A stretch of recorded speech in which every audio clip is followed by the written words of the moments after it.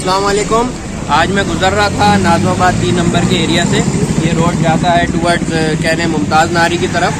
तो यहाँ पर एक बहुत ही पुराने इनके वालिद साहब लगाते थे, इनका ये स्टॉल है एक।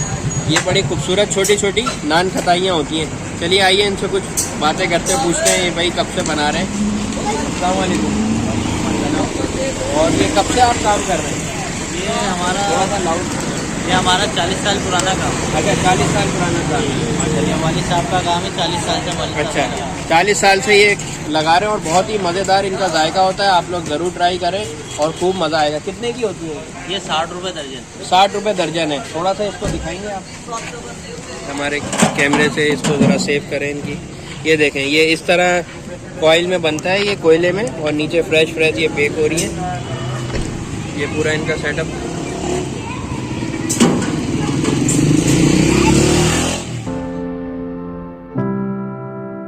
तो आप भी अगर इस एरिया से गुजरें तो इन भाई की ये ज़रूर ट्राई करें, बहुत ही उम्दा है। आपका नाम? साकिब अली भाई को वेव करें और साकिब अली भाई के साथ यहाँ पर ज़रूर आएँ और ये ट्राई करें इनकी उम्दा और लजीज नान कताइयाँ। थैंक यू, बहुत शुक्रिया भाई, थैंक यू।